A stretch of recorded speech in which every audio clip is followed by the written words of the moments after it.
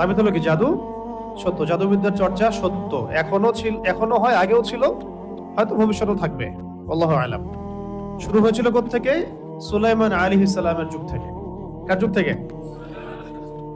মনে আছে সূরা বাকারা আয়াত আছে না? ওয়াত্তাবিউ মা তাতলু আশ-শায়াতিন আলা মুলকি সুলাইমান ওয়া মা কাফারা সুলাইমান ওয়ালাকিন্না আশ-শায়াতিন কাফারু ইউআল্লিমুনা আন-নাস আস-সিহর।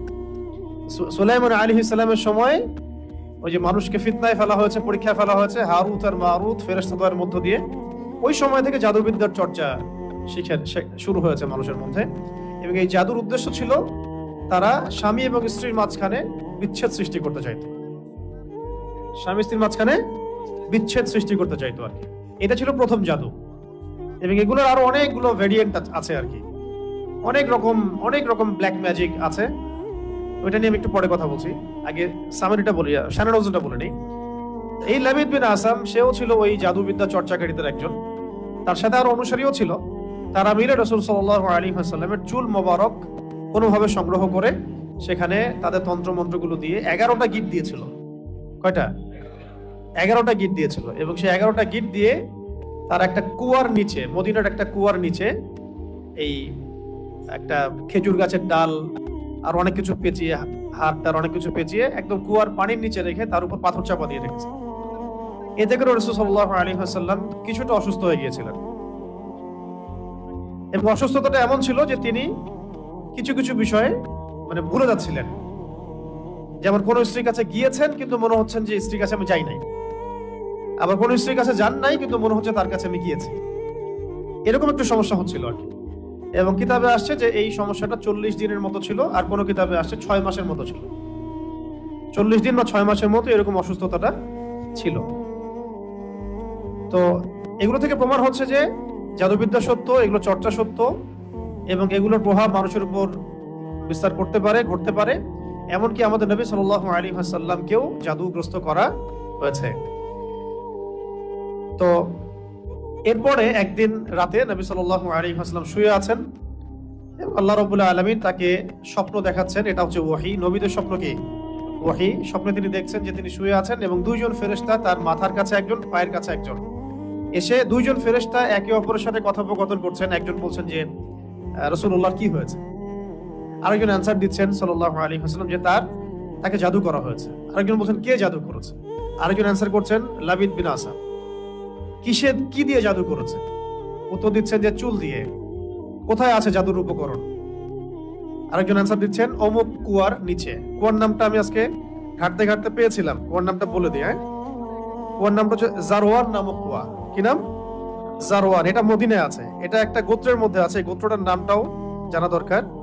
এই গোত্রের নাম হচ্ছে, এক মিনিট, এগুলো আমি একটু ঘাটাঘাটি করছিলাম যে গোত্রের নামটা কি, কোন গোত্র এই কাজটা করেছিল। বনু জুরাইক গোত্র। এখানে ইহুদিদের অনেকগুলো গোত্র ছিল, বনু কুরাইজা, বনু কাইনুকা, বনু নাজির, এরকম অনেকগুলো গোত্র ছিল না? বনু জুরাইক একটা গোত্র ছিল, বনু জুরাইক। এই বনু জুরাইক গোত্রের এই লাবিদ বিন আসাম, সে এই জাদু করেছিল। জাদুর উপকরণ রেখেছিল ওই জারওয়ান নামক কূপের নিচে। এখন নবী সাল্লাল্লাহু আলাইহি ওয়াসাল্লাম সকালবেলা উঠলেন, উঠে আলী রাদিয়াল্লাহু আনহুকে বললেন। খেয়াল করে দেখবেন যে বড় বড় মিশন গুলোতে আলী রাদিয়াল্লাহু আনহুকে পাঠানো হয়। খেয়াল করছেন? খায়বারে ইহুদিদের এগেইনস্টে যাও, তরবাল পতাকা তোমার হাতে।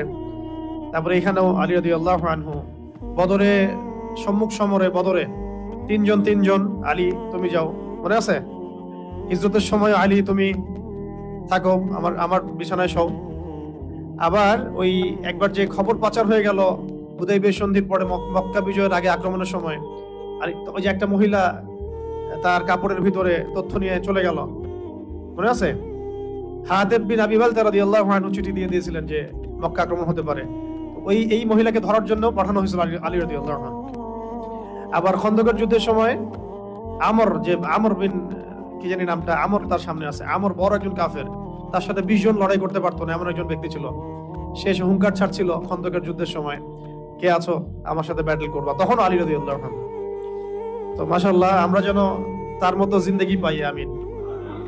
তার মতো ঈমান, আমল, আখলাক আল্লাহ পাক আমাদেরকে দান করেন, তার ছিটা ফোটা দান করেন, আমিন। এখন আলী রাদিয়াল্লাহু আনহুকে পাঠানো হচ্ছে, যাও ওই কুয়ার মধ্যে নিচে এই উপকরণ আছে, নিয়ে আসো। তিনি নিয়ে আসলেন। নিয়ে আসার পরে এই সূরা দুটো নাজিল হতে থাকলো। তখন জিবরাইল আলাইহিস সালাম সূরা ফালাক এবং নাস নিয়ে আসলেন আল্লাহর পক্ষ থেকে, নাজিল হলো এবং একটা একটা করে আয়াত তিলাওয়াত করা হচ্ছিল এবং একটা একটা করে গিট খুলে যাচ্ছিল। এরপরে নবী সাল্লাল্লাহু আলাইহি ওয়াসাল্লাম পরিপূর্ণ সুস্থ বোধ করলেন। এরপরে বলা হচ্ছিল যে তাকে শাস্তি দেওয়া হোক, তাকে মৃত্যুদণ্ড দিয়ে শাস্তি দেই। নবী সাল্লাল্লাহু আলাইহি ওয়াসাল্লাম তাকে মাফ করে দিয়েছেন, তাকে মাফ করে দিলেন। কিতাবে আসছে যে তার সামন দিয়ে তিনি চলাফেরা করলেও তার চেহারার মধ্যে বিন্দু মাত্র মানে কোন রকম প্রতিক্রিয়া দেখা যেত না যে সে আমার এত বড় ক্ষতি করেছে। এই লাবিদ বিন আসাম পরবর্তীতে সে মুসলিম হয়েছে কিনা আমি জানি না, এটা আমার জানা নাই। তো এই ছিল শানে নজুল এই সূরা দুটো নাজিলের। শানে নজুল মানে কি?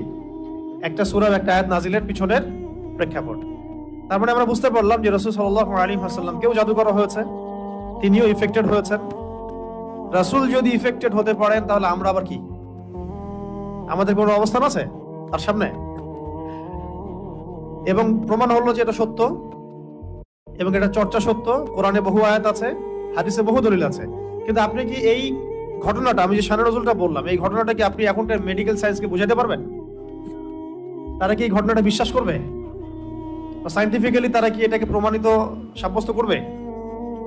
আপনাকে বলবে আপনি সেকেলে মানুষ, এখনো কবিরাজ দেখায় বেড়ান, এখনো ওই কালে পড়ে আছেন।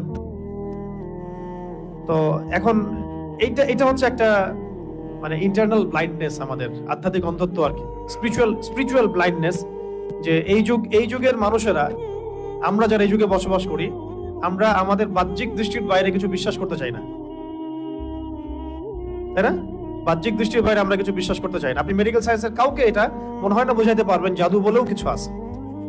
আপনি দেখবেন সব টেস্ট করেছেন, আপনি আপনার সুগার টেস্ট করেছেন, মানে ব্লাডের যত টেস্ট আছে করেছেন, আপনি ইসিজি করছেন, যা আছে ইটিটি করছেন, সব করছেন, কোনো রোগ ধরা পড়ে না, কিন্তু আপনি অসুস্থ। এমন বহু মানুষ সমাজে আছে, এখনো আছে। মেয়েদের মধ্যে অনেকে আছে, ছেলেদের মধ্যে অনেকে আছে, ঠিক আছে?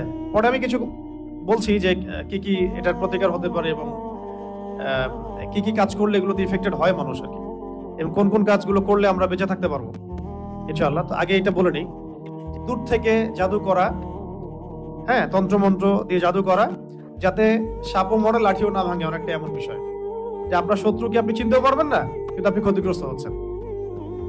দেখবেন সম্পত্তি নিয়ে ক্যাচাল, তারপরে পারিবারিক ক্যাচাল, কিন্তু সামনাসামনি আপনার সাথে লড়ার মতো তার সেই কলিজা নাই, কিন্তু পিছন থেকে কিন্তু আপনাকে জাদু করলে বা সেহের আইন হাসাতে গেলে তখন আপনি ক্ষতিগ্রস্ত হচ্ছেন, আপনি চিনতেও পারছেন না কে আপনার ক্ষতি করছে। এটা তো অদৃশ্যের জগৎ, আপনি দেখতে পাচ্ছেন না, ঠিক আছে? এখানে প্রাসঙ্গিক একটা কথা বলে দিই, যারা এই কাজগুলো করে তারা একটা পরম্পরা মেনটেন করে এই কাজগুলো করে। কারণ ইবলিসের হায়াত অনেক লম্বা, সে পৃথিবীর ইতিহাস জানে কখন কোথায় কি হয়েছে। সে ভবিষ্যৎ হয়তো জানে না, অতীত সে জানে যে কখন কোথায় কি হয়েছে। ইবলিসের বহু অনুসারী আছে এবং এগুলো সবাই জিন, এগুলো সবাই কি জিন। আমাদের একজন স্কলারকে দেখলাম সেদিন, শোনেন এটা আবার অন্যভাবে নিয়েন না কথাটা। আমাদের একজন স্কলারকে আমরা দেখলাম যে উনি কোন একটা বয়ানে বলছেন, আমি নাম মেনশন করছি না, যে আমি যে বয়ান করছি আমার বয়ানের মধ্যে অনেক জিন শ্রোতাও আছে, উনি বললেন এক জায়গায়। তো দেখলাম অনলাইনে খুব ট্রল করলো তাকে নিয়ে কয়েকজন, এই দেখো কি বলতেছে, উদ্ভট কথা। কিন্তু তিনি যা বলেছেন এটা সত্য হতেই পারে, দার্সে জিন বসতেও পারে, মসজিদে নামাজে জিনরা নামাজ পড়তেই পারে।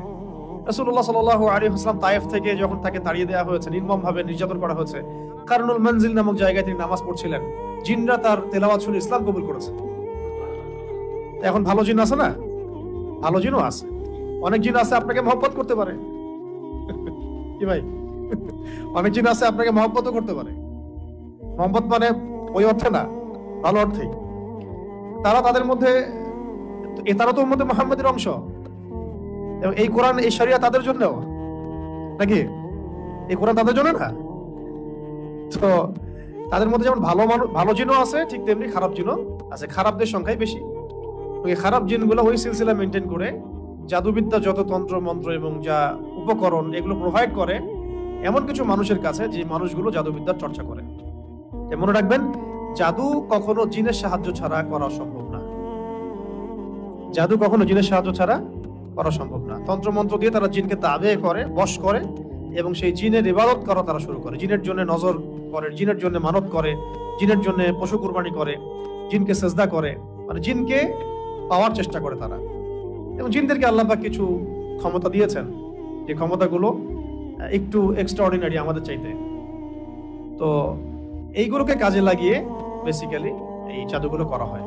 বিচ্ছেদ জাদুর পিছনে একটা জিন থাকতে পারে, কারো দেখা গেল যে মানে সুস্বাস্থ্য নষ্ট করার জাদু করা হতে পারে। হ্যাঁ, কারো দেখা যেতে পারে এরকম যে এমন কোনো জাদু করা হয়েছে যে তার যেন সম্পদ ধ্বংস হয়ে যায়, তার বাচ্চা যেন ক্ষতিগ্রস্ত হয়, তার জানের জন্য কোনো ক্ষতি হয়, এরকম জাদু করা হতে পারে। এইগুলো প্রত্যেকটা জাদুর ক্ষেত্রেই জিনদের কি থাকে, সক্রিয় ভূমিকা থাকে। শুধুমাত্র কবিরাজ জাদু করতে পারে না। আবার এই জাদু কাটার জন্য যদি আবার কেউ কবিরাজের কাছে যায়, তাহলে সে আবার তাকে এমন একটা প্যাচের মধ্যে ফেলবে যে সে আর এই মানে গোলক ধাঁধা থেকে বের হতে পারবে না। তখন একজনকে দ্বারা আরেকজনকে তারা দমানোর চেষ্টা করে, একজনকে দ্বারা আরেকজন জিনকে থামানোর চেষ্টা করে। কিন্তু এই পুরো ফিতনাটাকে মোকাবেলা করতে পারে শুধুমাত্র কোরআনের আয়াত এবং রাসূল সাল্লাল্লাহু আলাইহি ওয়াসাল্লামের শেখানো আমল এবং রুকিয়া এবং সহিহ মাসনুন তরিকাগুলো। বাকি তরিকাগুলোতে গেলেই সে শিরকে লিপ্ত হয়ে যেতে পারে, বেদাতে লিপ্ত হতে পারে, কুফরিতে লিপ্ত হতে পারে, অথবা হারামেতে লিপ্ত হবে নিশ্চিত, এবং আল্লাহর সাথে শিরক হয়ে যেতে পারে। তাই এটা একটা রোগের মতো। এটা কি একটা রোগের মতো। রোগ হলে যেমন আমরা মেডিসিন নেই, আল্লাহর কাছে দোয়া করি, শেফার চেষ্টা করি, ঠিক এইরকমই কেউ যদি সেহের আইন হাসাদে আক্রান্ত হয়ে যান, আল্লাহ না করুন, আল্লাহ পাক আমাকে আপনাদের সবাইকে হেফাজত করেন, সেক্ষেত্রে এই মাসনুন তরিকাগুলোর মধ্য দিয়ে যেতে হবে। ঠিক আছে ইনশাআল্লাহ। এখন রাসূল সাল্লাল্লাহু আলাইহি ওয়াসাল্লাম তাকে ক্ষমা করলেন। খেয়াল করে দেখেন, ইহুদিরা রাসূল সাল্লাল্লাহু আলাইহি ওয়াসাল্লামকে পর্যন্ত হত্যার চেষ্টা করেছেন। আমি একটা সিরাত পড়ছিলাম, সিরাতে খাতামুল আম্বিয়া, এটা পাতলা, এর সাথে একটা সিরাত আছে আমাদের এখানে, সেটা সিরাত নবী রহমত, নবী রহমত বইটা সৈয়দ আবুল হাসান আলী নদভী রহমতুল্লাহ আলাইহি লেখা। পিছনের দিকে আপনি দেখবেন রাসূল সাল্লাল্লাহু আলাইহি ওয়াসাল্লামের ইন্তেকালের সময় তিনি বলছিলেন যে আমার মনে হচ্ছে যে আমার এই যে মানে শরীরের যে আমরা বলি না ভেইন বা রগ, এগুলো মনে হচ্ছে ছিন্ন ভিন্ন হয়ে যাচ্ছে। মানে মনে হচ্ছে আমাকে এমন বিষ প্রয়োগ করা হয়েছে আর কি, যে আমার রগগুলো ছিন্ন ভিন্ন হয়ে যাচ্ছে। এটা হচ্ছে ওই খায়বার যুদ্ধে নবী সাল্লাল্লাহু আলাইহি ওয়াসাল্লাম যখন জিতলেন, মানে জয়লাভ করলেন, তখন ওই ইহুদি মহিলা গোশতের মধ্যে বিষ মিশিয়ে দিয়েছিলেন নবীজিকে খেতে। একজন সাহাবী এটা কামড় দিয়ে গিলে ফেলেছিলেন, তিনি সেখানে ইন্তেকাল করেছেন, শহীদ হয়েছেন।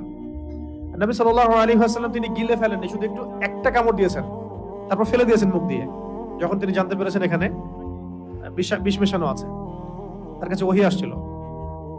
তো ওই যে বিষের একটা কামড়ের বিষের যে প্রভাব, এটা শেষে এটা রাইজ করেছিল আর কি। এটাও আপনি কিছু সিরাতের কিতাবে পাবেন যে নবী সাল্লাল্লাহু আলাইহি ওয়াসাল্লামকে বিষ প্রয়োগ করা হয়েছে, আর এরপরে তাকে এভাবে সেহের করা হয়েছে, জাদু করা হয়েছে। তাহলে এখানে একটা প্রশ্ন, একজন মানুষকে এত কষ্ট সহ্য করতে হচ্ছে কেন? মহামানবকে, একজন মহামানবকে যিনি আল্লাহ পাকের হাবিব, তাকে এত কষ্ট কেন সহ্য করতে হচ্ছে? কাদের জন্য? কাদের জন্য তার এত কষ্ট? এইটা যদি আমরা উপলব্ধি করতে পারতাম, তাহলে এই সাতেমদের এগেইনস্টে যে আমরা আইনের কথা বলছি, বিদ্রোহ মানে মিছিল মিটিং স্লোগানের কথা বলছি না, এগুলোর প্রয়োজন হতো না। রাষ্ট্র নিজে এগুলা খুঁজে খুঁজে বের করে জবাই করে রেখে দিত। যদি তারা বুঝতো যে নবী সাল্লাল্লাহু আলাইহি ওয়াসাল্লাম কে, তিনি কি করেছেন আমাদের জন্য, তার অবদান কি এই মানবতার মুক্তির দূত হিসেবে। এতটা নিমক হারাম মনে হয় উম্মাহ খুব কমই আছে আসলে বিশ্বের মধ্যে, আমরা যেটা করতেছি আর কি। আল্লাহ পাক মাফ করেন আমাদেরকে। কেন এত কষ্ট তাকে করতে হলো আমাদের জন্য? তিনি তো মাকামে মাহমুদে যাবেন, জান্নাতুল ফিরদাউসুল আলায় যাবেন, তিনি আল্লাহর হাবিব, তার আগেও কোনো গুনাহ নাই, পরেও কোনো গুনাহ নাই। কিয়ামতের মাঠে কোনো নবী সুপারিশ করতে পারবেন না, তিনি সুপারিশ করবেন। কিয়ামতের মাঠে কোনো নবী সুপারিশ করতে পারবেন না। কিসের সুপারিশ জানেন? 50,000 বছর মানুষ দাঁড়ায় থাকবে, বিচার শুরু হচ্ছে না। আল্লাহ পাক এত নারাজ সেদিন, বিচারটা শুরু করার কথা কেউ বলতেই পারবে না আল্লাহকে। আল্লাহ বিচারটা অন্তত শুরু করেন। দাঁড়ায় থাকতে আমাদের অবস্থা খারাপ, প্রত্যেক মানুষেরই অবস্থা হয়ে যাবে, মানে ইল্লা মাশাআল্লাহ।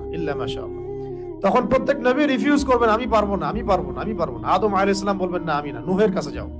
নূহ আলাইহিস সালাম বলবেন না আমি না, ইব্রাহিম আলাইহিস সালামের কাছে যাও।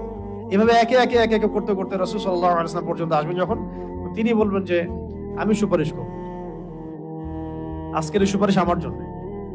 তাও মানুষ দেখবে যে রাসূল সাল্লাল্লাহু আলাইহি ওয়াসাল্লামকে সুপারিশ করানোর জন্য বোরাক নিয়ে আসা হচ্ছে উপর থেকে, আসমান থেকে। জিবরাইল আলাইহিস সালাম আসছেন, তিনি সেখানে উঠছেন, উপরে নিয়ে যাওয়া হবে। মানুষ দেখতে পারবে একটা বিশাল অট্টালিকার সামনে, আসমান এবং জমিনের মাঝখানে। এইটা হচ্ছে মাকামে মাহমুদ। এখানে গিয়ে রাসূল সাল্লাল্লাহু আলাইহি ওয়াসাল্লাম সিজদায় পড়ে যাবেন। কত বছর সিজদায় চলে যাবে আল্লাহ ভালো জানেন। এবং তিনি তখন এমন কিছু তাসবিহ পড়বেন, এমন কিছু প্রশংসা করবেন যেটা আজ পর্যন্ত কেউ আল্লাহ পাকের শানে করে নাই। আল্লাহ পাক তাকে সেটা শিখাই দিবেন, তখন ইনস্ট্যান্ট শিখাই দিবেন। তারপরে তিনি বলবেন, ওঠো আমার হাবিব, তুমি চাও কি চাবা চাও, তোমার দোয়া কবুল করা হবে, তোমার সুপারিশ কবুল করা হবে। তিনি তখন বলবেন, আল্লাহ বিচারটা অন্তত আগে শুরু করেন, আগে বিচারটা অন্তত শুরু করেন। তো আমরা আসলে সত্যি কথা বলতে আমরা চিনতেই পারি নাই যে আমরা কার উম্মাহ। আফসোসের শেষ নাই, মানে বলতে থাকলে প্রসঙ্গ অন্যদিকে চলে যাচ্ছে। তো আফসোসের শেষ নাই। আপনি খেয়াল করে দেখবেন যে পিছনে লা ইলাহা ইল্লাল্লাহ মুহাম্মাদুর রাসূলুল্লাহ কালিমা লিখে মানুষ কালিমার সাথে কুফরি করতেছে। মন্ত্রণালয় খুলে বসে আছে, পিছনে লা ইলাহা ইল্লাল্লাহ মুহাম্মাদুর রাসূলুল্লাহ, না লা ইলাহা ইল্লাল্লাহ সে মানে, না মুহাম্মাদুর রাসূলুল্লাহ মানে। কিন্তু লিখার কি দরকার আছে তাহলে? ওটা খুলেই ফেলে দেখ, তাহলে স্পষ্ট হবে যে তারা কাফের।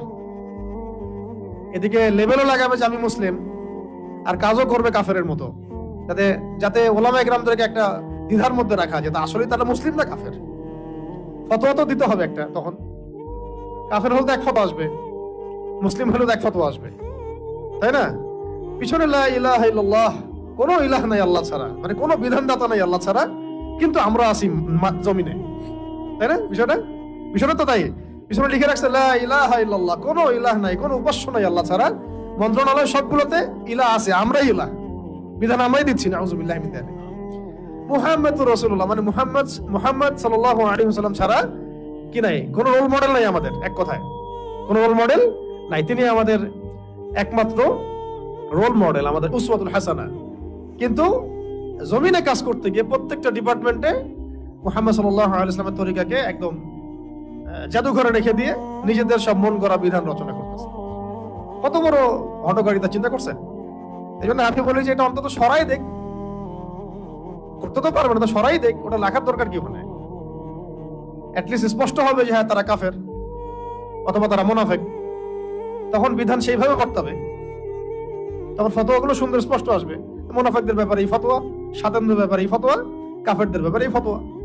এদিকে ইসলামের লেভেলও রাখবে, এদিকে কাজও করবে কুফরির তাগুতি সিস্টেমের, মানে আল্লাহর দুশমনদের দাসত্বও করবে, জায়নিস্টদের। আবার এদিকে বলবে আমি মুসলিম। এগুলা কি? তাহলে ধর্ম নিয়ে ব্যবসা, সবচেয়ে বড় ব্যবসা কারা করে? সবচেয়ে বড় ধর্ম ব্যবসা কারা করে? রাজনীতিবিদরাই করে সবচেয়ে বড় ধর্ম ব্যবসা। সবচেয়ে বড় ধর্মকেন্দ্রিক যে মানুষের সাইকোলজি নিয়ে খেলা, এটা সবচেয়ে বড় ব্যবসাটা করে পলিটিশিয়ানরাই। ধর্মকে তারা ভোট পাওয়ার মানদণ্ড হিসেবে গ্রহণ করছে। এটার মানে এই না যে ইসলামিক রাজনীতি করা যাবে না, এটা অন্য আলোচনা। কিন্তু এদিকে আপনি আল্লাহর কালিমাও রাখবেন, জমিনের মধ্যে আপনি আবার কুফরি আচরণও করবেন, এটা তো মানা যায় না। হয় একদিকে আসেন, কালিমা রাখলে কালিমার বিধান বাস্তবায়ন করেন, না রাখলে ঠিক আছে বলেন যে আমরা লা ইলাহা ইল্লাল্লাহ মানি না, ধর্মের সাথে আমাদের কোনো সম্পর্ক নাই। তখন আমরা বলবো তারা কাফের। ফতোয়া স্টেট, কাফেরদের সাথে যা হবে তাই ফতোয়া। এই বিষয়গুলো আমাদেরকে খুব খুব পীড়া দেয়। তো যাই হোক, অনেক বেশি হয়তো বলে ফেললাম, আল্লাহ মাফ করেন। এখন এই জায়গায় একটা বিষয় আমাদেরকে বুঝতে হবে, এই পয়েন্টটা ভালো করে বোঝেন। এখান থেকে আপনি মানে আগে থেকে প্রোটেক্টেড থাকতে হবে এই সমস্যাগুলো থেকে। সেহের আইন হাসাদের কথা বলছি, তারপরে আমি অনুবাদ করে সংক্ষিপ্ত তাফসীর করে শেষ করছি। সেহের আইন হাসাদ থেকে আপনি ট্যাবলেট খেয়ে আপনি বাঁচতে পারবেন না, ঠিক আছে? তো ট্যাবলেট খেয়ে, ইনজেকশন নিয়ে এইভাবে আপনি বাঁচতে পারবেন না, যেহেতু এটা অদৃশ্যের বিষয়, তন্ত্রমন্ত্রের বিষয়, জিন দ্বারা করা হচ্ছে, যেটা আমরা দেখি না। একটা তো আমি দেখি বা আমি পরীক্ষা নিরীক্ষা করে বুঝতে পারছি যে আমার এখানে এই ভাইরাস ঢুকেছে, আমি ট্রিটমেন্ট করতে পারছি, কিন্তু আপনি এটা দেখতে পারবেন না। কিন্তু আপনি ইফেক্টেড হয়ে গেলে অসুস্থতা ফিল করবেন। তাই এটা সবচেয়ে বড় মানে সমাধান হচ্ছে আগে থেকে নিজেকে সুরক্ষিত রাখা। কিভাবে আগে থেকে আমরা নিজেকে সুরক্ষিত রাখতে পারি? 1 নাম্বার পয়েন্টগুলো খুব ভালো করে মনে রাখতে হবে। 1 নাম্বার হচ্ছে দৈনন্দিন ফরজ ওয়াজিবকে ছাড়া যাবে না। অনেক দিনই বোন দেখা যায় বলে যে আমাদের এই সমস্যা হয়েছে, কিন্তু এদিকে সে পর্দা করে না। তো পর্দা না করলে আপনার তো সমস্যা হবেই, হইতেই পারে। যেখানে রাসূল সাল্লাল্লাহু আলাইহি ওয়াসাল্লাম কে আল্লাহ রাব্বুল আলামিন এই পরীক্ষায় ফেলেছেন আমাদের জন্য, যাতে আমরা এই সূরাগুলো পেয়ে যাই। যদি সেদিন রাসূল সাল্লাল্লাহু আলাইহি ওয়াসাল্লাম এভাবে ইফেক্টেড না হতেন, তাহলে এই সূরাগুলো আমরা কোন মাধ্যমে পেতাম? তাই না? এই সূরা থাকবে কিয়ামত পর্যন্ত, যে কিয়ামত পর্যন্ত যত মানুষের সমস্যা হবে এই সূরাই হচ্ছে সলিউশন। কত বড় হিকমা আল্লাহ পাকের! আল্লাহ পাক তার প্রিয় মানুষদেরকে কষ্ট দিয়ে আমাদের কত বড় উপকার করেছেন, তাই না? আল্লাহ রাব্বুল আলামিন তার প্রিয় বান্দাদের পরীক্ষা নেন বেশি, তাই না? আর আল্লাহ পাকের সবচেয়ে প্রিয় বান্দা কে? মুহাম্মদ সাল্লাল্লাহু আলাইহি ওয়াসাল্লাম। তাকে পরীক্ষা নেওয়া হয়েছে সবচেয়ে বেশি। কেন নেওয়া হয়েছে? আমাদের জন্য, যাতে আমরা এগুলো পাই। তিনি তো জান্নাতুল ফেরদৌসে যাচ্ছেন। আপনারা তার সম্পর্কে হাদিসগুলো পড়তে থাকেন, দেখবেন নিজেকে আপনি আসলে মেলাতে পারবেন না যে আপনি আমি কোন সমাজে বাস করতেছি। কারোর মধ্যে কি সামান্য এই চেতনাবোধটুকু কাজ করতেছে না যে সে রাসূল সাল্লাল্লাহু আলাইহি ওয়াসাল্লামের উম্মাহ? এমন একটা অবস্থা হচ্ছে, দেখেন এটা নরমালাইজ হয়ে যাচ্ছে দিন দিন, যে রাসূলকে তো গালি দেয়ই মানুষ। নাউযুবিল্লাহি মিন যালিক। দেখছেন খেয়াল করে? আগে একটা গালি দিলে তখন সবাই একসাথে প্রতিবাদ করত। আস্তে আস্তে আস্তে ব্যাপারটাকে নরমালাইজ করা হয়ে গেল। ঠিক যেমন রিবা, সুদ প্রথম দিকে যখন চালু হয়েছে তখন মানুষ এটাকে খুব প্রতিবাদ করেছে আর কি। আস্তে আস্তে এমন নরমাল হলো পুরো ওয়াজিব হয়ে গেছে এখন। নাউযুবিল্লাহি মিন যালিক। আপনারা দেখে নিয়েন, সিমিলারলি এখন এলজিবিটি নিয়ে যত কথা হচ্ছে, এগুলো এক পর্যায়ে আল্লাহ না করুক নরমাল হয়ে যেতে পারে। হ্যাঁ, এখন তো অনেকেই প্রতিবাদ করছেন, সমাবেশ হচ্ছে, না এটা খারাপ, এটা খারাপ। আস্তে আস্তে দেখবেন মানুষের নরমাল করে ফেলছে। সমকামিতা নিয়ে কথা হলো না মাঝখানে, প্রথম দিকে মারাত্মক প্রতিক্রিয়া দেখা গেল। এখন দেখেন কিন্তু সমকামিতার হার বেড়ে গেছে, বহুত বেড়ে গেছে। এটা নরমাল হয়ে যাচ্ছে আস্তে আস্তে। আমরা একটা জেনারেশন যার একটা কোর একটা মানে এনভায়রনমেন্টের মধ্যে থাকি। আপনি আপনার দিনী ভাইদের সাথে মেশেন, বোনদের সাথে মেশে, আমরা কিন্তু জানি না আসলে বাইরের ওয়ার্ল্ডে কি হচ্ছে। বাইরের ওয়ার্ল্ড যে কত বাজে অবস্থায় চলে গেছে, এটা আপনি এখান থেকে কিন্তু বেরোলে বুঝতে পারবেন। ওই ওয়ার্ল্ড গুলোর কিছু মানুষের সাথে মিশলে বুঝতে পারবেন কোন জায়গায় চলে গেছে দুনিয়া এখন। আরো আছে ব্যাপার, এই যে এখন একটা ইস্যু আসছে, ওই পশ্চিমাদের মানবাধিকার, সো কল্ড, ওদের বানানো শব্দ, সো কল্ড মানবাধিকার অফিস।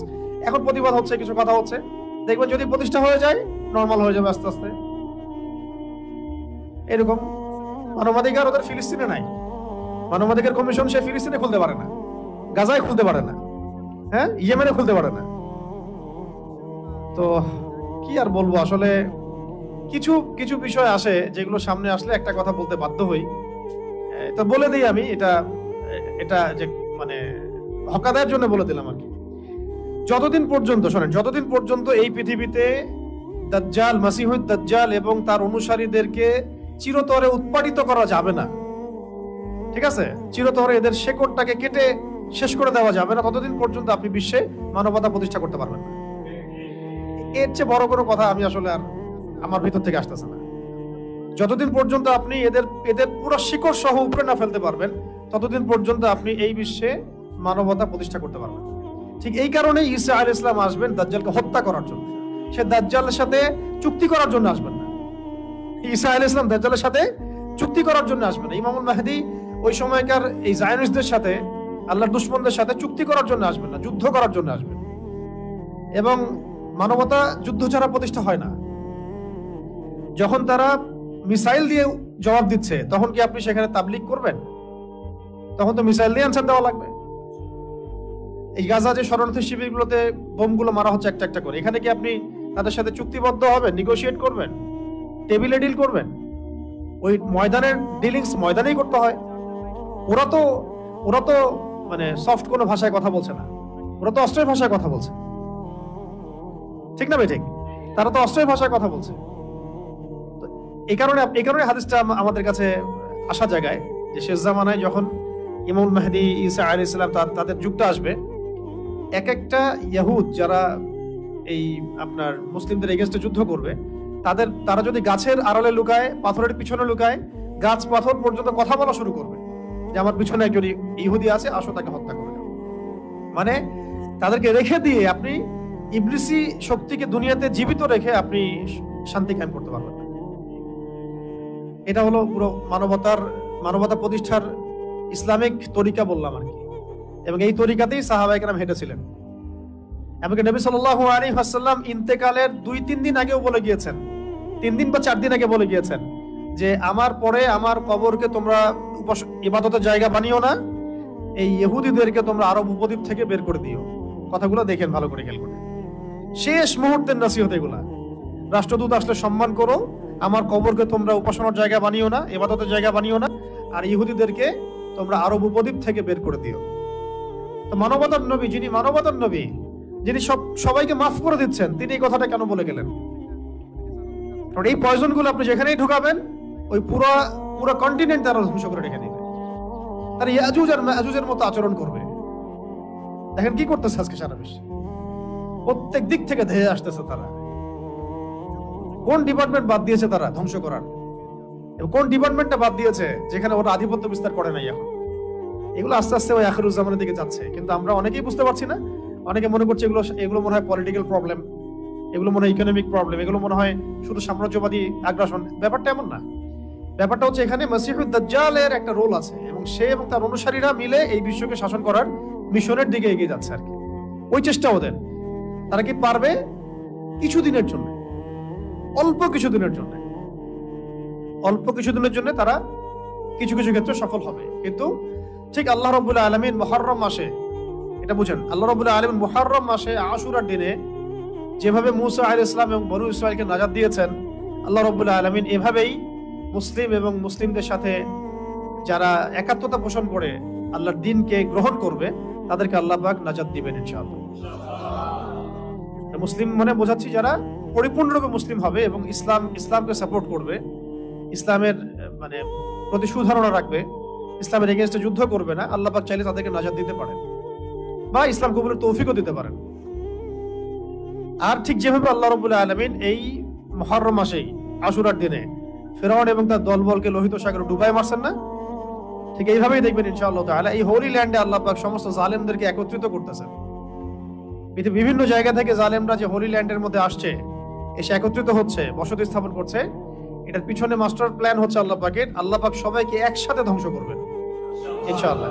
তো এইবার লোহিত সাগরের পানির নিচে ডুববে না তারা, এইবার ডুববে মুসলিমদের তরওয়ালের নিচে। এই কারণেই শেষ জামানায় এই হাদিসগুলো আমরা দেখতে পারি, আল মাহাদির ফাংশন, তার বাহিনীর ফাংশন, এবং তারা যে খোরাসান থেকে বের হয়ে বাইতুল মুকাদ্দাস জয় করবে, এগুলো লিখিত হয়ে গেছে। কিন্তু দাজ্জালকে হত্যা করার জন্য কে আসবেন? ঈসা আলাইহিস সালাম। আমি এই জন্য বলছিলাম যে দাজ্জাল এবং তার অনুসারীদেরকে হত্যা করা ছাড়া আপনি পৃথিবীতে শান্তি কায়েম করতে পারবেন না। আর সেটা এখন আপনার করার সামর্থ্য নেই, আমার করার সামর্থ্য নেই, সেটা আলাদা আলোচনা। কিন্তু মাসালা এটাই, তরিকা এটাই। আপনার সামর্থ্য নেই, আলাদা আলোচনা। আপনি আমি দুর্বল, এটা আলাদা ভিন্ন বিষয়, কিন্তু তরিকা এটাই, এবং ওই তরিকাতেই হাঁটবেন ইমাম মাহদী। ঠিক যেটা ইমাম হুসাইন রাদিয়াল্লাহু আনহুর ফাংশন ছিল, তিনি শেষ পর্যন্ত তো ইয়াজিদের বাহিনীর হাতে কি নিহত হয়েছেন, শাহাদাত বরণ করেছেন, তাই না? তো তাকে ট্র্যাপে ফেলা হয়েছিল না? ট্র্যাপে ফেলা হয়েছে। তিনি শেষ পর্যন্ত তাকে ওই গুটি কয়েক তার যে সঙ্গী সাথী ছিলেন তাদেরকে হত্যা করা হলো, শেষ পর্যন্ত অস্ত্র ধরতে বাধ্য করা হলো। তিনি তো যুদ্ধ করতে যান নাই সেখানে, তিনি গিয়েছিলেন কি করতে? কুফাবাসীর ডাকে সাড়া দিতে। তারা বায়াত করতে চেয়েছিল। পরে যখন তাকে ঘিরে ফেলা হলো, তিনি বললেন আমাকে হয় মদিনার দিকে যেতে দাও, বা আমাকে ইয়াজিদের সাথে দেখা করতে দাও, বা আমাকে ছেড়ে দাও, আমি সীমান্তের কোনো দিকে গিয়ে আমি জিহাদ করতে করতে শহীদ হয়ে যাব। তারা এটাকে মানে নাই, তার উপর জুলুম করা হলো, এবং তিনি শেষ পর্যন্ত ইয়াজিদের বাহিনীর এগেইনস্টে লড়াই করলেন, শেষ রক্তবিন্দু পর্যন্ত। ঠিক আছে না?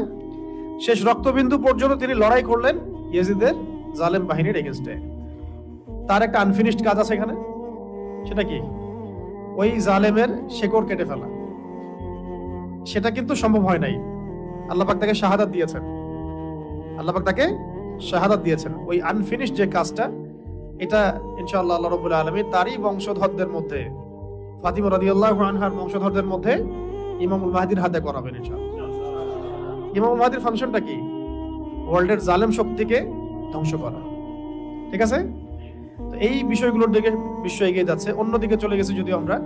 মূল কথাটা হচ্ছে ইহুদি জাতির এই যে চরিত্রটা, শানে নজরুলটা আমি এত সময় নিয়ে এই কারণে বললাম, যে জাতি আপনার আমার নবীকে হত্যা করার চেষ্টা করতে পারে, যে জাতি চুক্তি ভঙ্গ করে নবীর সাথে, যে জাতি এর আগে জাকারিয়া আলাইহিস সালামকে হত্যা করেছে, হ্যাঁ, যে জাতি এর আগে ইয়াহইয়া আলাইহিস সালামকে হত্যা করেছে, যে জাতি মুসা আলাইহিস সালামকে কষ্ট দিয়েছে, ঈসা ইবনে মারইয়ামকে হত্যার চেষ্টা করেছে, যে জাতি মুহাম্মদ সাল্লাল্লাহু আলাইহি ওয়াসাল্লামকে উপর থেকে পাথর ফেলে হত্যার চেষ্টা করেছে, ঠিক আছে, বনু কুরাইজা, বনু কাইনুকা, বনু নাজির চুক্তি ভঙ্গ করেছে, যে জাতি খায়বারে আমাদের সাথে লড়াই করেছে, যে জাতি আমাদের নবীজিকে বিষপান করানোর চেষ্টা করেছে, আর যে জাতি আমাদের নবীকে সেহর পর্যন্ত করেছে, এই জাতির সাথে কি কোনো রকমের আপনি শান্তি চুক্তি করতে পারবেন? সেই জাতি এবং তার অনুসারীরই আজকে গাজদারি অবস্থা করেছে। আমরা আমাদের শত্রু থেকে চিনতে পারছি না। শুধু সে একা না, তার সাথে যত রকমের আরবের মুনাফিক আছে এরাও আমাদের শত্রু। তার সাথে যত পশ্চিমারা আতাত করেছে এরাও আমাদের স্পষ্ট শত্রু। তার আন্ডারে যত সংগঠন আছে যারা ওদের হয়ে কাজ করে এরা প্রত্যেকে আমাদের শত্রু। এমনকি তাদের সাথে যে মুশরিকরা ঐক্যবদ্ধ হয়েছে এখন, তাদের কেউ কেউ আমাদের বাড়ির পাশেও আছে, এরাও আমাদের স্পষ্ট শত্রু। এতে সবার এজেন্ট একটাই, তারা পুরো বিশ্ব থেকে তাওহীদ পন্থীদেরকে মিটিয়ে ফেলতে চায়। মুহাম্মদ সাল্লাল্লাহু আলাইহি ওয়াসাল্লামের সঠিক এবং দৃঢ় অনুসারীদেরকে তারা ধ্বংস করতে চায়, ইমানদারদেরকে তারা হত্যা করতে চায়। এটা হচ্ছে তাদের মূল মিশন, এবং এগুলোর মধ্য দিয়ে তারা বিশ্বকে শাসন করতে চায়। তবে তাদের এই স্বপ্নটা কখনোই বাস্তবায়িত হবে না ইনশাআল্লাহ। কারণ ঠিক এই মুহররম মাসের আশুরায় এটার দলিল আছে মজুদ। ঠিক যেভাবে আল্লাহ রাব্বুল আলামিন ফেরাউনের বাসায় মূসাকে বড় করেছেন আলাইহিস সালাম, দেখবেন আল্লাহ রাব্বুল আলামিন ওইভাবেই এই শাম অঞ্চলের মধ্যে ইমাম মাহদিকে ঢুকাই দিবেন, ওদের ঘরের মধ্যেই ইনশাআল্লাহ। ফেরাউনের ঘরে যেভাবে কে মানুষ হয়েছে মূসা আলাইহিস সালাম, এইভাবে আল্লাহ রাব্বুল আলামিন এই বাইতুল মুকাদ্দাসের মধ্যে ইমাম মাহদিকে ঢুকাই দিবেন। ওরা বুঝতেও পারবে না ইনশাআল্লাহ।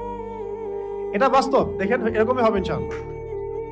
এরপরে ঠিক যেভাবে আল্লাহ রাব্বুল আলামিন মূসা আলাইহিস সালাম এবং তার অনুসারী বনু ইসরাইলকে নাজাত দিয়েছেন, এইভাবে আল্লাহ রাব্বুল আলামিন অচিরেই মুসলিমদের যে বাহিনী এবং আল মাহদি এবং ঈসা আলাইহিস সালাম তার অনুসারী সবাইকে নাজাত দিবেন ইনশাআল্লাহ। আর যেভাবে আল্লাহ রাব্বুল আলামিন একটা জায়গায় একত্রিত করে ফেরাউন এবং তার অনুসারীদেরকে ডুবিয়ে মেরেছেন, ঠিক একইভাবে আল্লাহ রাব্বুল আলামিন এই জামানার যত ফেরাউন আছে, এই জামানার এই যুগের যত ফেরাউন, এই যুগের যত জালেম এবং এই জালেমদের সহযোগী সবাইকে আল্লাহ পাক এই হোলি ল্যান্ডে একত্রিত করছেন যাতে একসাথে এদেরকে ধ্বংস করা যায়। এইবার ওই লোহিত সাগরে ডুবে তারা মরবে না, তারা মরবে মুসলিমদের তরবারির নিচে ইনশাআল্লাহ। এটা ইতিহাস লিখিত হয়ে গেছে। এটা আমি এই জন্য বললাম যাতে মুসলিমরা আপনারা যেন কখনো হীনমন্যতা না ভোগেন যে কি হচ্ছে গাজায়, কি হচ্ছে ফিলিস্তিনে, কি হচ্ছে ইরাকে, সিরিয়ায়, আমরা মনে হয় দুর্বল। এগুলো হচ্ছে আল্লাহ রাব্বুল আলামিনের মাস্টার প্ল্যান। সাফল্য দুইভাবে আসে, এক হচ্ছে শাহাদাতের মাধ্যমে, এক হচ্ছে গাজী হওয়ার মাধ্যমে। যে ভাইরা শাহাদাত পাচ্ছেন তারা শাহাদাত বরণ করার মধ্য দিয়ে সফল হচ্ছেন, আর যে ভাইরা গাজী হবেন তারা জয়লাভ করে সফল হবেন। দুটোই সফলতার রাস্তা আমাদের জন্য। আমাদের সামনে লস বলে কোনো প্রজেক্ট নাই। আমাদের সামনে কি নাই? লস বা ক্ষতি বলে কোনো প্রজেক্ট নাই। তো এই ছিল ওদের চরিত্র। এই কারণে আমি এতগুলো কথা এই কারণে বললাম যে ওদের ব্যাপারে যেন সচেতন থাকি আমরা। ওদের এজেন্ডা, ওদের রাজনৈতিক ভিশন, ওদের অর্থনৈতিক এই ফাঁকফোকর গুলো, সামাজিক ওদের যে ফিতনাগুলা, ওদের ইন্টারনেটের ফিতনাগুলা, মিডিয়ার ফিতনা, ওদের প্রযুক্তিগত ফিতনা, এবং ওদের যে বৈশ্বিক একটা জায়নিস্ট ট্র্যাপ আছে, এগুলো সম্পর্কে যেন আমরা সচেতন থাকি। কোনো অবস্থায় যেন এগুলোতে পা না দেই। কারণ তারা আমাদের নবীকে পর্যন্ত ছাড়ে নাই, এটা মনে রাখবেন। যে আপনার নবীকে ছাড়ে না সে আপনাকে ছাড়বে কিভাবে? যে আপনার নবীকে ছাড়ে নাই সে আপনাকে ছাড়বে? আল্লাহ রাব্বুল আলামিন তখন নাজিল করলেন সূরা ফালাক এবং নাস। আল্লাহ পাক, আমি এখন অনুবাদ করে দিচ্ছি, আপনারা যেন এটা অনুবাদ জানা থাকলে নামাজে আপনি পড়ার সময় মনোযোগটা বেশি পাবেন। আল্লাহ পাক প্রথমে বলছেন কুল, হে নবী আপনি বলুন। মুখস্থ আছে না সবার? আল্লাহ পাক বলছেন কুল, হে নবী আপনি পড়ুন। কি পড়ুন?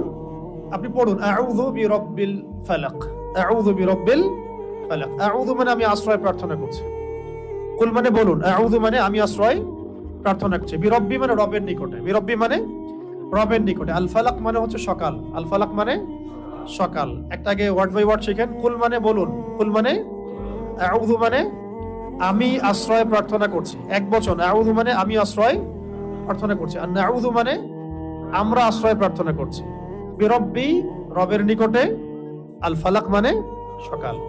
আপনি বলুন হে নবী, আমি সকালের রবের নিকটে আশ্রয় প্রার্থনা করছি। সকালের রব কেন বলা হচ্ছে? সমস্ত অন্ধকার দূর করে দেয় কি? সকাল। ঠিক তেমনি সমস্ত বিপদ আপদ বালা মুসিবতের সমস্ত অন্ধকার কে দূর করবেন? আল্লাহ পাক বলছেন এখানে রব্বিল ফালাক, সকালের রব, প্রভাতের রব। তো ইনশাআল্লাহ এই উম্মারও প্রভাত সামনে আসবে ইনশাআল্লাহ, এই সমস্ত অন্ধকার কেটে যাবে। কার হুকুমে? রব্বিল ফালাক। এই জন্য আমরা বলবো কুল আউযু বিরব্বিল ফালাক, আমি সকালের রবের কাছে আশ্রয় প্রার্থনা করছি, প্রভাতের রবের নিকটে আশ্রয় প্রার্থনা করছি। কি থেকে? মিন শাররি মা খালাক।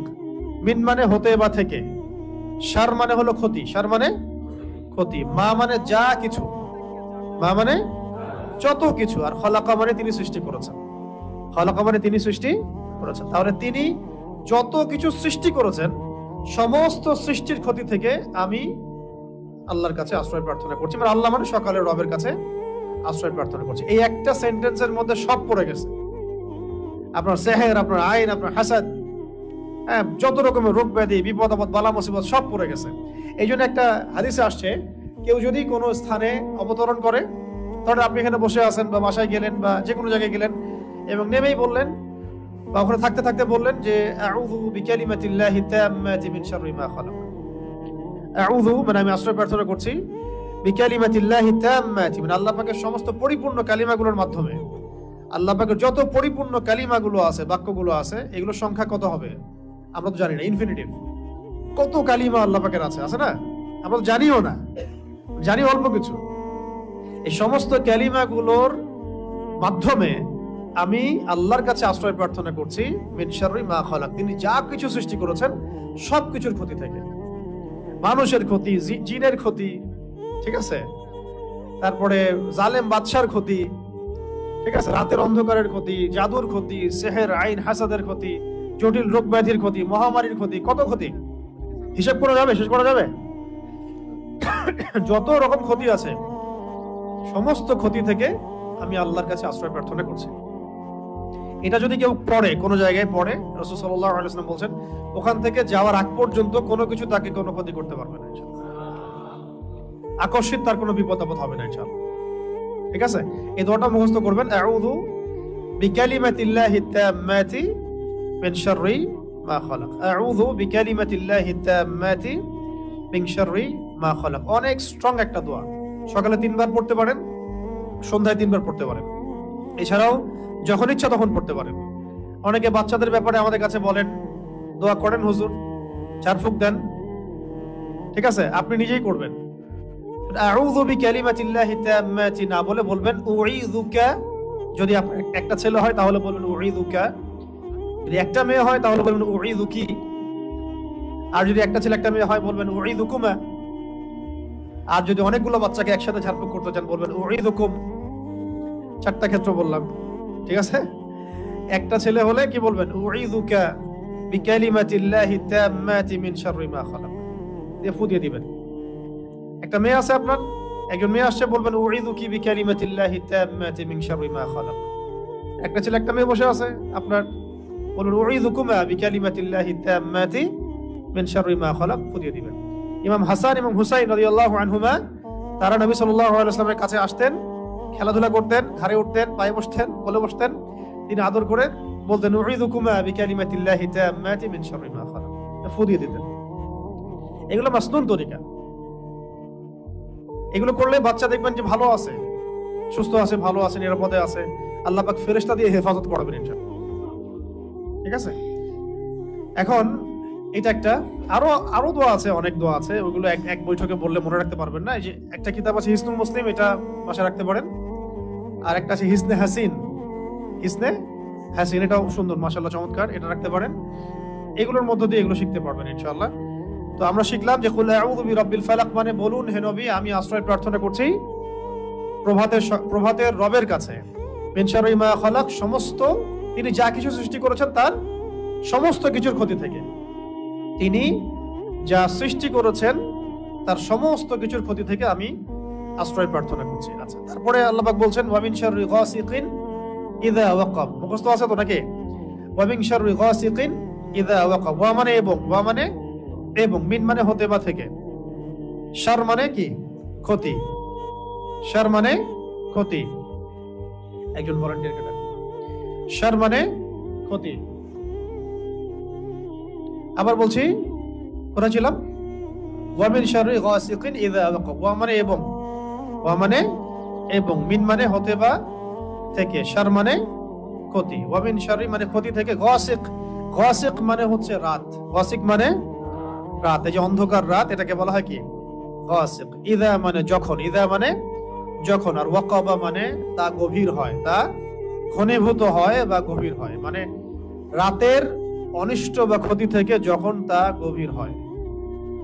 তাহলে প্রথমে আশ্রয় চাওয়া হলো সমস্ত সৃষ্টি থেকে, তারপরে আশ্রয় চাওয়া হচ্ছে স্পেশালি সমস্ত সৃষ্টির মধ্যে স্পেশালি রাতের ক্ষতি থেকে যখন সেটা গভীর হয়। তার মানে বুঝতে পারলাম রাতের মধ্যে অনেক ক্ষতি আছে। রাতের মধ্যে কি আছে? এমন অনেক ক্ষতি আছে যেগুলো আমরা দেখি না। একটা হাদিসে নবীজি বলেছেন সাল্লাল্লাহু আলাইহি ওয়াসাল্লাম যে রাতের বেলা এমন অনেক মাখলুক ঘোরাফেরা করে যেগুলোকে তোমরা দেখতে পারো। একটা হাদিসে আসছে তোমরা সন্তানদেরকে সন্ধ্যাবেলা ছেড়ে দিও না। যখন যদি ছাড়তেই হয় তাহলে সন্ধ্যা যখন হয়ে যাবে একবারে পরিপূর্ণরূপে তারপরে ছেড়ো।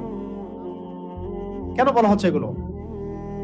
আবার বলা হচ্ছে গভীর রাতে তোমরা এই একাকী এদিক ওদিকে যে আমরা যে ভবঘুরে হয়ে ঘোরাফেরা করি এগুলো করতে নিষেধ করা হচ্ছে হাদিসে।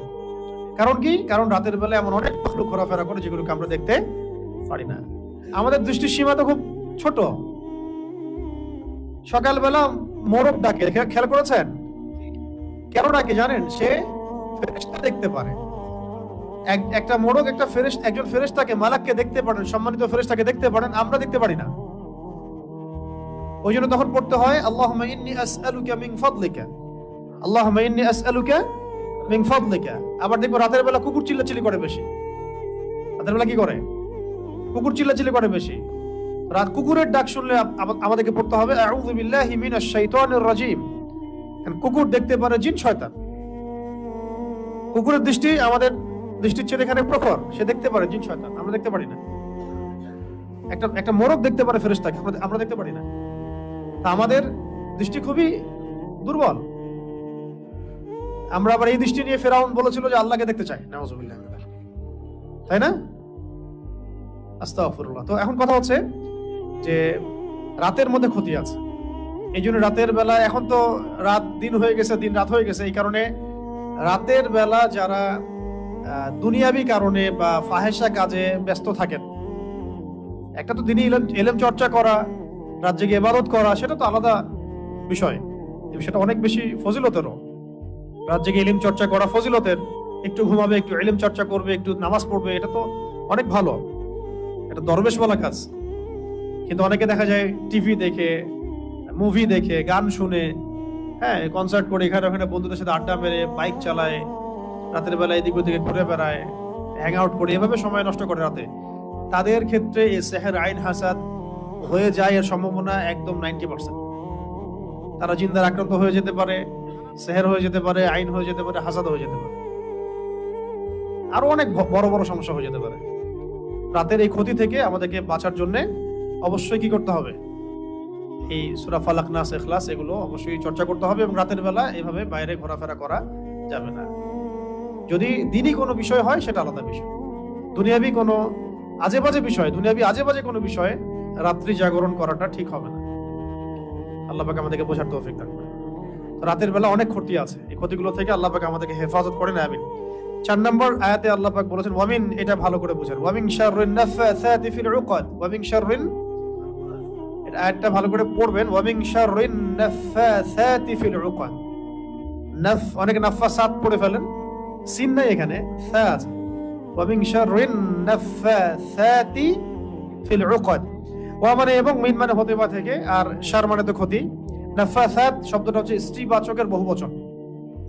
স্ত্রীবাচক শব্দের বহুবচন, এটা দ্বারা বোঝানো হচ্ছে যে জাদু করিনি মহিলা, জাদু করিনি নারীদের কথা বলা হচ্ছে, জাদু করিনি নারীদের কথা বলা হচ্ছে। এটা কিন্তু প্রমাণিত যে এই বিষয়গুলোতে নারীরা বেশি অগ্রগামী হয়। খুব সতর্ক, নারীদের ফিতনা কিন্তু মারাত্মক। ইন্না কাইদাকুন্না আযীম, আল্লাহ পাক বলেছেন তোমাদের ষড়যন্ত্র কিন্তু মহান। মহান মানে বিশাল, মারাত্মক। তো এখনো গ্রামে গঞ্জে বিভিন্ন জায়গায় আপনি দেখবেন যে নারীরা এগুলোর সাথে বেশি সম্পৃক্ত হয়ে যাচ্ছে, জাদু চর্চা করছে ইত্যাদি ইত্যাদি। আগে থেকে এটা ছিল। আল্লাহ পাক এখানে মুআন্নাস শব্দ প্রয়োগ করেছেন যে গ্রন্থিতে, ওকদ, ওকদ মানে হচ্ছে গ্রন্থি, গিট, রশি বা দড়ির গিট। তাহলে আয়াতের অর্থ হচ্ছে যে গ্রন্থিতে ফুৎকার দানকারী, মানে ফু দেয়, যে ফু ফু দেওয়া, গ্রন্থিতে মানে গিটে ফুৎকার দানকারিনী নারীদের অনিষ্ট থেকে। বোঝানো হচ্ছে এমন জাদু করেনি মহিলাদেরকে যারা গিটের মধ্যে ফু দিয়ে দিয়ে জাদু করে। বুঝতে পারছি? এমন নারীদের অনিষ্ট থেকে আল্লাহ পাক আমাদেরকে আশ্রয় চাইতে বলছেন যারা গিটের মধ্যে ফু দিয়ে দিয়ে দিয়ে জাদু করে। ঠিক নবী সাল্লাল্লাহু আলাইহি ওয়াসাল্লামের ক্ষেত্রে কি হয়েছিল? এই 11টা গিট দেওয়া হয়েছিল, চুলে 11টা গিট দেওয়া হয়েছিল। এই চুলের কথা বলতে গিয়ে একটা কথা মাথায় আসছিল, তখন ভুলে গেছিলাম। যেখানে সেখানে সেলুনে যে চুল কাটি আমরা, এইগুলোতে একটু ঝুঁকি আছে। মানে চুলগুলো কখন কোথায় কি হচ্ছে, আপনার কোন দুশ্মন আপনার চুল নিয়ে চলে যাবে, আপনি তো টের পাচ্ছেন না। ব্যাপারটা বুঝতে পারছেন? তো এর বড় বড় ওলামা একরাম যারা আমি আগে দেখেছি, শুনেছি যে তারা কিন্তু বাসায় চুল কাটতেন এবং চুল মাটিতে পুঁতে ফেলতেন, কাউকে দিতেন না, দেখতে দিতেন না। কে জানে আবার শত্রুতা করে কেউ যদি চুল নিয়ে চলে যায়, আপনার শত্রু ডান্ডে বামে থাকতে পারে, আপনি তো বুঝতে পারবেন না। তো যাই হোক, এত বেশি আবার ভয়ের কিছু নাই, কিন্তু ব্যাপারটা কনসিয়াসনেস থাকা দরকার যে চুল মেয়েরাও যেখানে সেখানে ফেলে দিচ্ছে। জাদু চুল দিয়ে করা যায় আর কি, করেও সাধারণত। চুল দিয়ে করলে মাথায় ইফেক্ট হবে। আবার অনেক সময় দেখা যায়, আমরা দেখেছি যে মেয়েরা চুল বিক্রি করতেছে। গ্রামাঞ্চলে দেখবেন, খেয়াল করে চুলগুলো কালেক্ট করে বিক্রি করে তারা, আবার পরচুলা বানায় সেগুলো দিয়ে। মারাত্মক, এগুলো ডেঞ্জারাস কাজ আর কি, যে কোনো সময় ক্ষতিগ্রস্ত হয়ে যেতে পারে। তো এখানে বোঝানো হচ্ছে যে এই গ্রন্থিতে ফুৎকার দানকারিনী মহিলাদের অনিষ্ট থেকে আমি আশ্রয় প্রার্থনা করছি। ঠিক আছে? আর শেষের আয়াতে বলা হচ্ছে ওয়া মিন শাররি হাসিদিন ইযা হাসাদ। ওয়া মানে এবং, মিন মানে হতে, আগে জানলেন। শার মানে কি? ক্ষতি। হাসিদ মানে হিংসুক। হাসিদ মানে হিংসুক, মানে যে হিংসা করে। ইসমে ফাইল এটা, যে হিংসা করে। ইযা মানে যখন, হাসাদা মানে সে হিংসা করে। মানে হিংসুকের অনিষ্ট থেকে যখন সে হিংসা করে, হিংসুকের অনিষ্ট থেকে যখন সে হিংসা করে। হিংসা ঈর্ষা কিন্তু এক না। যেমন একজনের মাশাআল্লাহ সম্পত্তি আছে, আপনি আকাঙ্ক্ষা করছেন যে আমারও যদি হতো, আমিও আল্লাহর পথে দান করতাম। এটা ঈর্ষা করা, এটা বৈধ জায়েজ। কিন্তু আপনি এভাবে যদি চিন্তা করেন যে ওর সম্পদ ধ্বংস হয়ে যাক, ওর এই মানে অবস্থান ধ্বংস হয়ে যাক, আল্লাহ পাক তাকে বড় করতেছেন কেন? তার গা চলতেছে, সে কিভাবে বড় হয়ে গেল? গা চলতেছে। এগুলো যে হিংসা, এটা তো নিজে বোঝাই যায়, নিজের বিবেকই বলে দেয় যে সে হিংসা করছে কিনা। হিংসা করার সাথে সাথে নুন নষ্ট হয়ে যায়। হিংসার আগুন বলে না, হিংসার অনল বলে না কথা একটা, ঈর্ষার অনল, হিংসার অনল। আসলে ব্যাপারটা অনলই, আগুনই। হাদিসের মধ্যে এসেছে যদি কোনো ব্যক্তি হিংসা করে, একজন ব্যক্তি কাউকে হিংসা করে, তাহলে তার নেক আমলগুলো ধ্বংস হয়ে যায়, ঠিক যেইভাবে আগুন কাঠকে খেয়ে ফেলে। আগুন যেভাবে কাঠকে খেয়ে ফেলে, এইভাবে হিংসা নেক আমলকে খেয়ে ফেলে। তাই যখন কেউ হিংসা যদি কেউ করে ফেলি, আল্লাহ না করুক, আমাদেরকে আল্লাহ পাক এখান থেকে হেফাজত করেন, যদি কেউ করে ফেলে, আপনি নিজেই বুঝতে পারবেন যে আপনার ভিতরটা জ্বলতেছে। এটা কিসের আগুনে জ্বলতেছে? হিংসার আগুনে জ্বলতেছে। এবং এই জ্বলা থেকে দাড়ি টুপিওয়ালা মানুষরাও বাদ নাই। ঠিক আছে? কোন ক্ষেত্রে অগ্রগামী হইতে পারে, বেশি জ্বলে। অনেকের বেশি জ্বলে না, বেশি জ্বলে। তো হিংসা থেকে বাঁচতে হবে। আরেকটা হচ্ছে, যদি কেউ আপনাকে হিংসা করে, আপনি হিংসা করেন না কাউকে, কিন্তু অন্যরা আপনাকে হিংসা করতেছে, এটার জন্য আপনি কখনোই গুনাহগার না। কিন্তু এই যে হিংসা আপনাকে করতেছে মানুষ, এটারও ইফেক্ট আপনার উপর আসতে পারে যদি আপনি প্রোটেক্টেড না থাকেন। এটা একটা আগুন, যে জ্বলবে তাকেও তো জ্বালাবেই, আশেপাশে দাঁড়ায় থাকলে সেও জ্বলবে, তার উপরে আগুনের তাপ গিয়ে। অতএব ওই আগুনের তাপ থেকে বাঁচার জন্য ঢাল লাগবে। কি লাগবে? এই ঢাল বা সুরক্ষাই হচ্ছে আমাদের এই সূরাগুলা, দোয়াগুলা, আমাদের আজকারগুলা, আমাদের নামাজ, আমাদের তিলাওয়াত, এগুলো হচ্ছে আমাদের প্রোটেকশন। তাহলে এই হলো মূলত সূরা ফালাকের 5টা আয়াতের অর্থ। এই 5টা আয়াতে আমরা জানতে পারলাম যে আল্লাহ পাক আমাদেরকে বলেছেন, মানে নবীকে বলেছেন, মানে আমাদেরকে বলেছেন যে বলো আমি আশ্রয় প্রার্থনা করছি সকালে রবের নিকটে। সকালে রব কেন? যিনি সমস্ত অন্ধকার দূর করে দেন। মিন শাররি মা খালাক, তিনি যত কিছু সৃষ্টি করেছেন সমস্ত কিছুর ক্ষতি থেকে। আর ওয়া মিন শাররি গাসিকিন ইযা ওয়াকাব, খাস করে এই রাতের ক্ষতি থেকে যখন সেটা গভীর হয়, রাতের ক্ষতি থেকে যখন সেটা গভীর হয়। আর এবং গ্রন্থিতে ফুৎকার দানকারিনী মহিলাদের অনিষ্ট থেকে, জাদুকরিনী নারীদের অনিষ্ট থেকে, এবং হিংসুকের অনিষ্ট থেকে যখন সে হিংসা করে। এই 5টা আয়াতে এই কয়েকটা বিষয় আছে। কয়টা বিষয় আছে তাহলে? এক হচ্ছে সমস্ত সৃষ্টির অনিষ্ট, 2 খাস করে রাতের অনিষ্ট, রাতের অনিষ্ট যখন সেটা গভীর হয়, 3 আসছে জাদুকরিনী মহিলাদের ফিতনা, 4 আসছে হিংসুকের ফিতনা। ঠিক আছে? এরপরে সূরাটার সাথে রিলেটেড, কানেক্টেড। এখানে আবার আল্লাহ পাক বলেন কুল আউযু বিরাব্বিন নাস। হে নবী আপনি আরো বলুন যে আমি আশ্রয় প্রার্থনা করছি। আপনি বলুন আমি আশ্রয় প্রার্থনা করছি কার কাছে?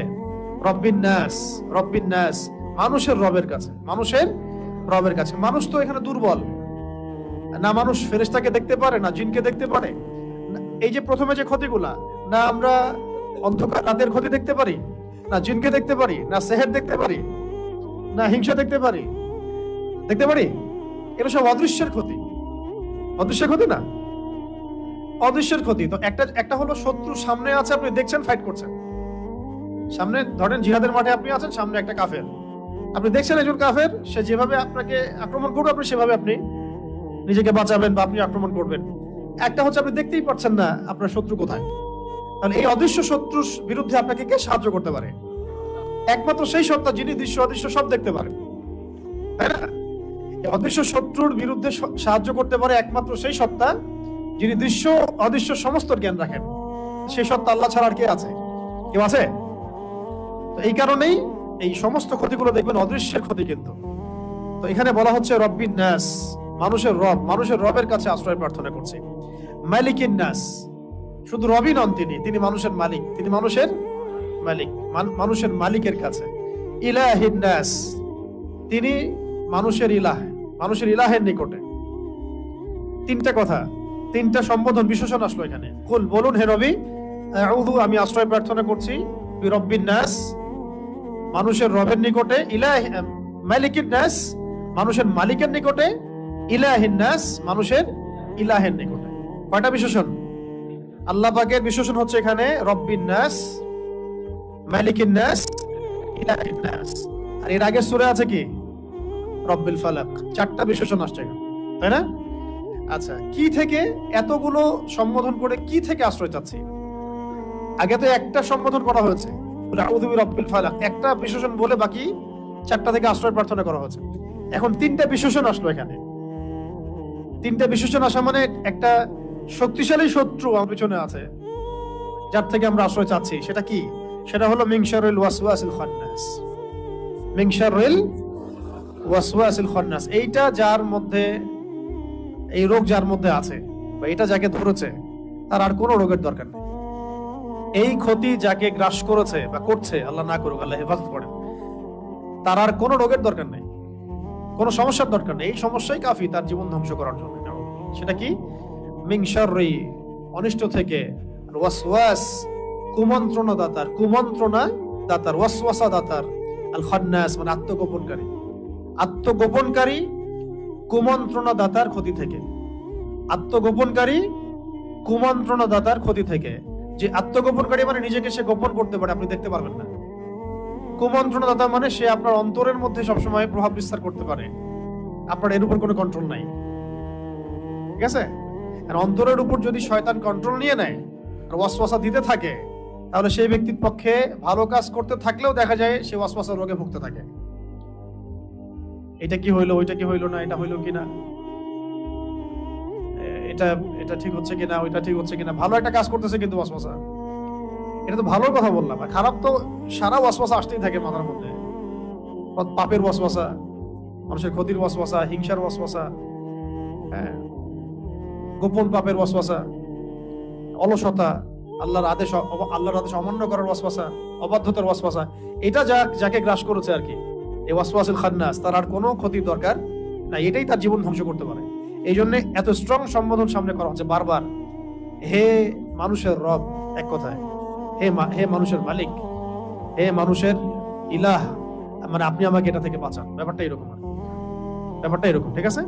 আল্লাযী ইউওয়াসউইসু ফি সুদুরিন নাস, কারণ তার শক্তিটা কি? আল্লাযী মানে যে, ইউওয়াসউইসু মানে ওয়াসওয়াসা দেয়, ফি মানে মধ্যে, সুদূর মানে হৃদয়, বক্ষ বা হৃদয়, আর নাস মানে মানুষের, যে মানুষের হৃদয়ের মধ্যে ওয়াসওয়াসা দিতে পারে, যে মানুষের হৃদয়ের ভিতরে ওয়াসওয়াসা দিতে পারে। এটাকে মেডিকেল সায়েন্স বিশ্বাস করবে? হৃদয়ের মধ্যে ওয়াসওয়াসা আসে কেউ দেয়, এরকম কোনো সত্তা আছে যে এসে আমার হৃদয়ে ওয়াসওয়াসা দিয়ে যায়? সায়েন্স কি বিশ্বাস করবে? দেখছেন কিভাবে আমরা গডলেস ওয়ার্ল্ডে ঢুকে গেছি আস্তে আস্তে। পশ্চিমারা আমাদেরকে এইভাবে সাইকোলজিক্যালি নাস্তিক বানায় ফেলছে। কিন্তু তো শয়তান মানুষের হৃদয়ের ভিতরে ওয়াসওয়াসা দিতে পারে, শয়তান মানুষের হৃদয়ের ভিতরে ওয়াসওয়াসা দিতে পারে। আল্লাযী ইউওয়াসউইসু ফি সুদুরিন নাস, যে মানুষের হৃদয়ের মধ্যে ওয়াসওয়াসা দেয়।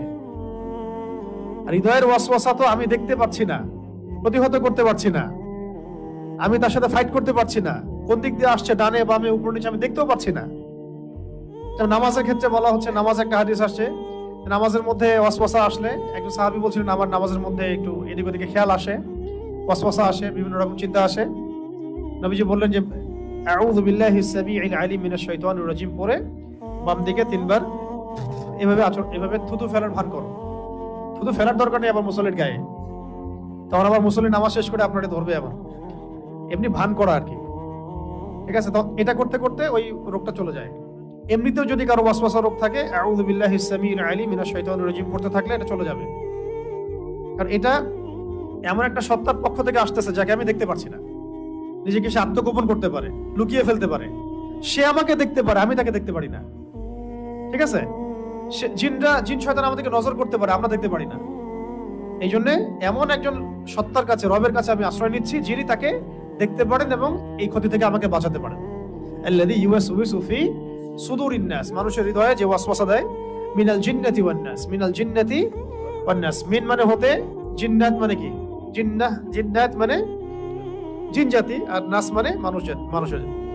তাহলে মানুষের মধ্য থেকে এবং জিনের মধ্য থেকে, মানুষের মধ্য থেকে এবং জিনের মধ্য থেকে। তো জিন দিয়ে তো অনেক কথা বললাম, মানুষের মধ্য থেকে কিভাবে ওয়াসওয়াসা দিতে পারে, এটারও অনেক প্রমাণ আমাদের সামনে আশপাশে আসবে। চলতে ফিরতেই বুঝতে পারবেন যে আপনি ভালো কাজ করতে যাচ্ছেন, দিনের পথে চলতে যাচ্ছেন, জিন যতটা না আপনাকে বাধা দিবে, মানুষ শয়তান আরো বেশি বাধা দিবে। মিনাল জিন্নাতি ওয়ান নাস, শয়তান কয় প্রকার তাহলে? জিন শয়তান আছে, আবার মানুষ শয়তান আছে। কখনো কখনো মানুষ শয়তান মানে জিন শয়তানকে দমন করা সহজ, কখনো কখনো জিন শয়তানকে দমন করাটা সহজ। আয়াতুল কুরসি পড়েন, জিন শয়তান পালা চলে যাবে। আয়াতুল কুরসি আপনি পড়েন, মানুষ শয়তান পালাবে না, ঠিক আছে? তো মানুষ শয়তানকে দমন করাটা একটু কঠিন।